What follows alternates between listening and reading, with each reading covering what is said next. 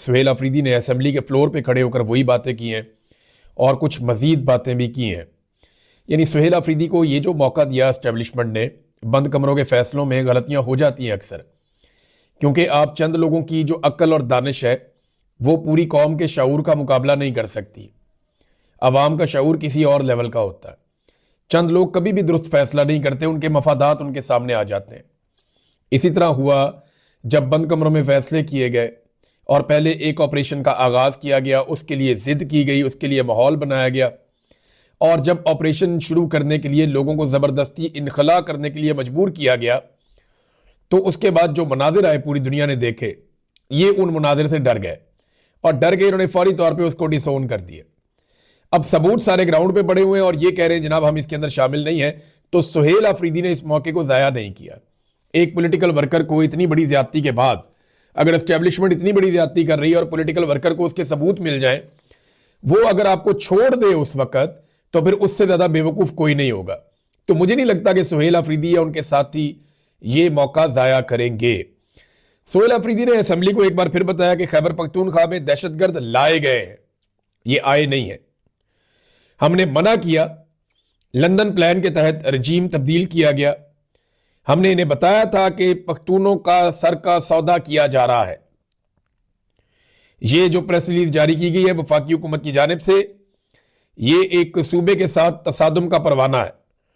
अगर कल तक माफी ना मांगी गई और यह प्रेस रिलीज वापस ना ली गई, तो मैं अपनी अफरीदी कौम के पास एतवार को जाऊंगा और तमाम पश्तूनों का जरगा बुलाऊंगा। मुझे डराया और धमकाया गया, मगर मैं अपने मौक़िफ़ से एक कदम भी पीछे नहीं हटा। मुझे खराब करने के लिए तीरा में जबरदस्ती इनखला करवाया गया, मगर जब मैं वहां गया तो मुझे लोगों ने प्यार दिया। पाकिस्तान के इदारों को पाकिस्तान की कोई फिक्र नहीं है। वो इमरान खान और पाकिस्तान तहरीक इंसाफ को खत्म करने पर लगे हुए हैं, मगर दूसरी तरफ पाकिस्तान ही खत्म हो रहा है। ये वाकई पाकिस्तान की फौज पाकिस्तान के साथ ज्यादती कर रही है। फौजी की आदत मैं बोलता हूँ, फौजी बेचारे का तो कोई इतना वो सुनता ही नहीं है, बात नहीं सुनता उसकी, वो तो लड़ने के लिए रखा हुआ है। मैं फौजी की आदत की बात कर रहा हूँ, वो वाकई पाकिस्तान को तबाह करने पे तुले हुए हैं। 70 साल वो तजर्बे उन्होंने पाकिस्तान के साथ कर दिए कि कोई अपने दुश्मन के साथ भी ना करे। इन्होंने कहा जी, उन्होंने ये जो प्रेस रिलीज जारी की है ना, इस हवाले से सुहेल अफरीदी ने एक और बड़ी इंपॉर्टेंट बात की। एक तरफ सूबे के तमाम अवाम, सियासी और मजहबी जमातों और हर मकतबा फिक्र के लोगों ने कहा कि मिलिट्री ऑपरेशन किसी मसले का हल नहीं है। दूसरी जानिब से ये लोगों को जबरी इनखला पर मजबूर करते हैं। उस वक्त मजबूर करते हैं जब बर्फबारी हो रही है। मैं चीखता रहा, चिल्लाता रहा कि इस वक्त जहां आप फौजी ऑपरेशन करने जा रहे हैं, वहां पर जानवर भी जिंदा नहीं रह सकते। आपका इरादा दहशतगर्दी खात्मा करने का नहीं है, बल्कि सूबाई हुकूमत या मुझे नीचा दिखाने का आपका इरादा। आप ये ना करें, लोगों के साथ ज्यादती ना करें। सुहेल अफरीदी ये बता रहा है कि मैंने बहुत दफा कहा इन्हें और मैं इन्हें कहता रहा, लेकिन उन्हें पाकिस्तान की फिक्र ही कोई नहीं है। वो पीटीआई को खत्म करने के चक्कर में पाकिस्तान को ही खत्म करते चले जा रहे हैं। फिर उन्होंने कहा, इन्होंने जो ये प्रेस रिलीज जारी की है ना, इसके जरिए से इन्होंने ये जो जरगा बना हुआ था 24 रुकनी, जिसके अंदर वो एक कमेटी थी, जरगा था 24 रुकनी, वो 24 लोगों को जो है उनके डेथ वारंट इन्होंने इशू कर दिए।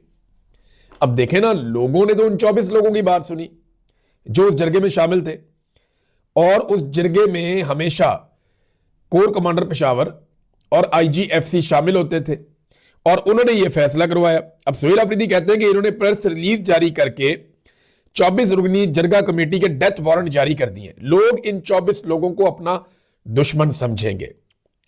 उन्होंने कहा था कि निकलो यहां से, वादिये तीरा से।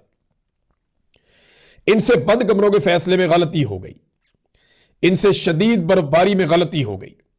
कोर कमांडर पेशावर और आईजीएफसी हर मीटिंग का हिस्सा रहे हैं, उन पर भी अदम एतमाद कर दिया गया। यानी ये तो वो खुद बेचारे कोर कमांडर भी कहता था